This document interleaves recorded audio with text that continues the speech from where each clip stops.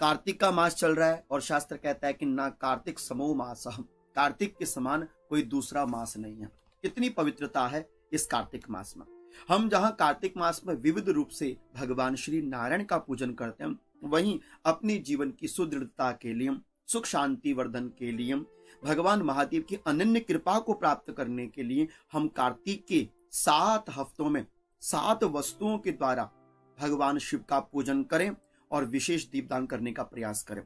कार्तिक के पावन पवित्र इन 7 मासों में, ये जो कार्तिक मास चल रहा है, इनके पावन पवित्र 7 हफ्तों में आप नित्य 7 हफ्तों को भी लगा सकते हैं, डेली 7 वीक्स को। तो 7 सप्ताह में 7 वस्तुओं के माध्यम से हमने शिवलिंग में कुछ विशेष वस्तुओं को चढ़ाना है और साथ के साथ दीपदान करना है।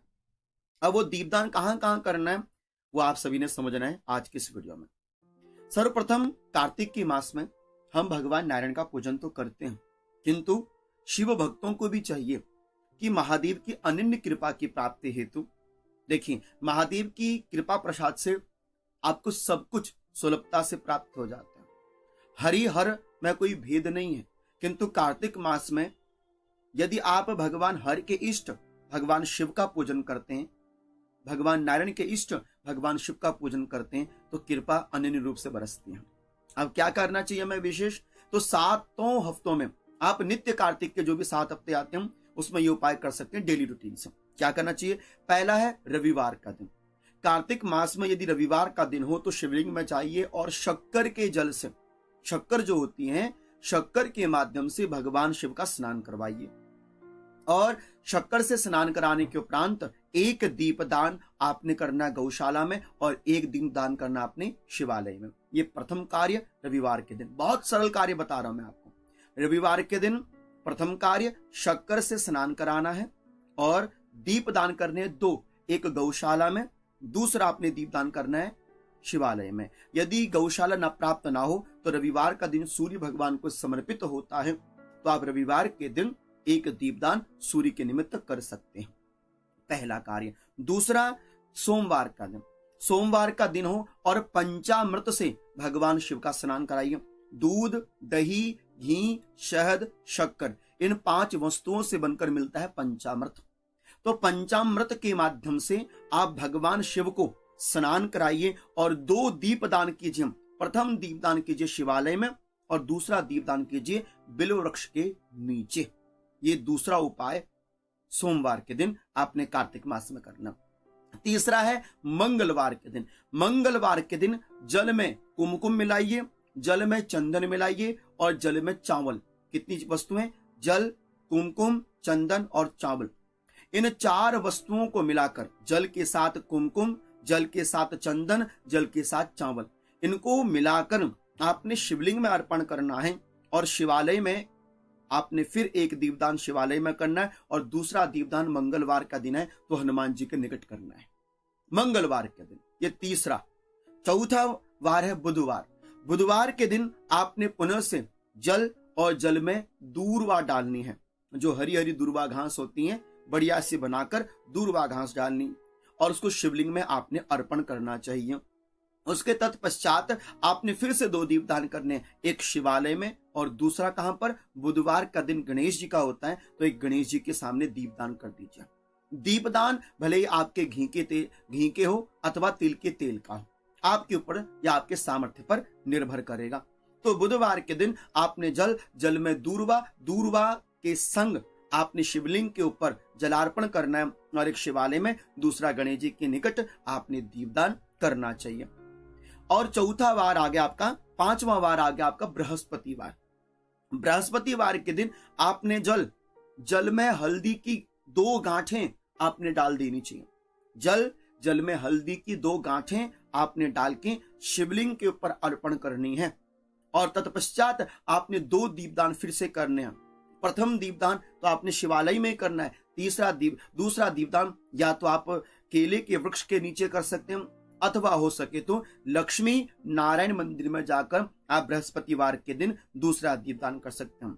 बृहस्पतिवार के दिन जल में हल्दी की 2 गांठें डाल दीजिए, शिवलिंग में अर्पण करें। तत्पश्चात एक दीपदान तो शिव के निकट करें और दूसरा दीपदान आप लक्ष्मी नारायण मंदिर में अथवा केले के वृक्ष के नीचे भी जाकर कर सकते हैं। ये रहा बृहस्पतिवार के दिन जो कार्तिक मास में आप विशेष कार्य कर सकते हैं।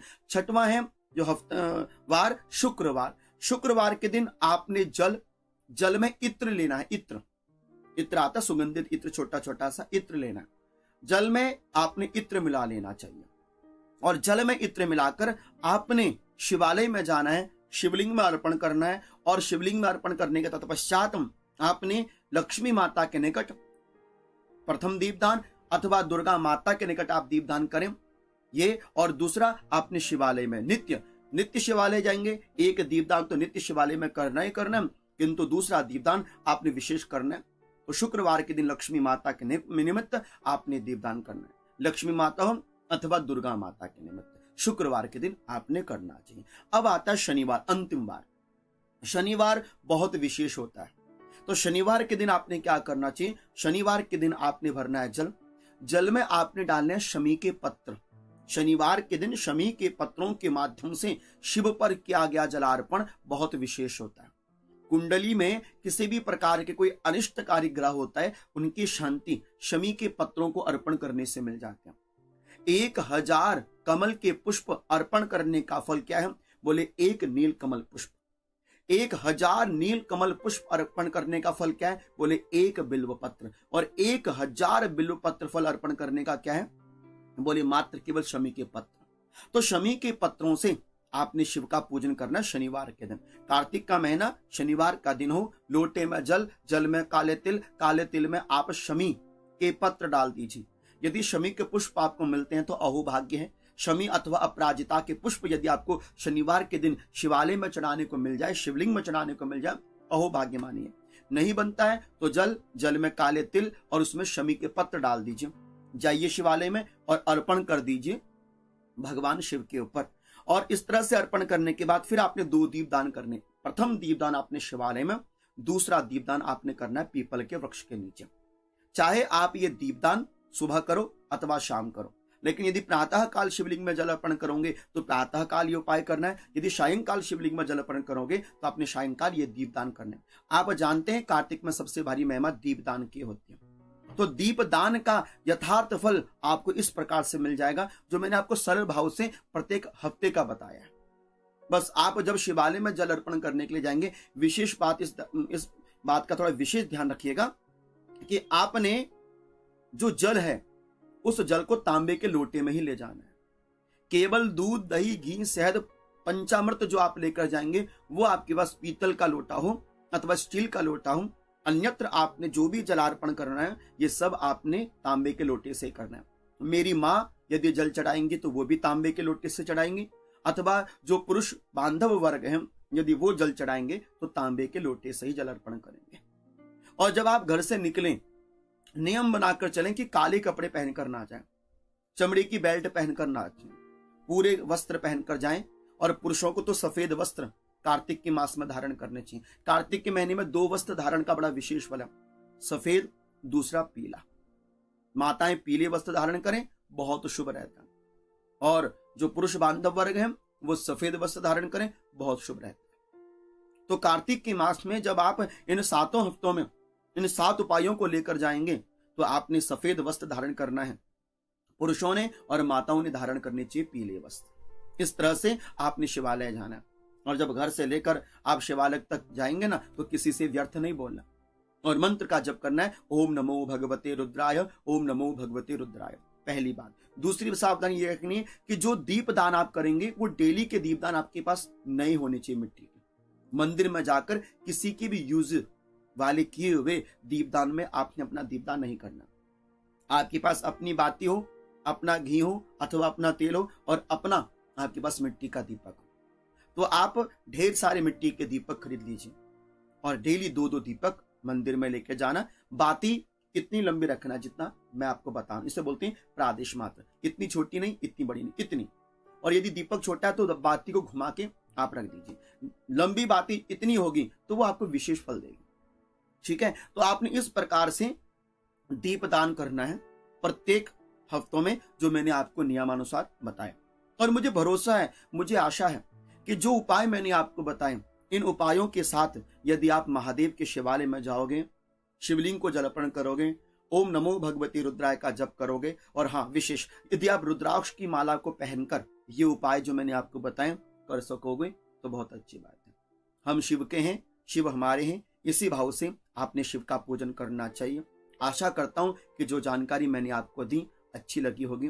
वीडियो अच्छी लगी है तो सभी को शेयर अवश्य कर दीजिएगा। तब तक आप सभी को मेरे से वंदन, प्रणाम। ओम नमो भगवते रुद्राय, ओम नमो भगवते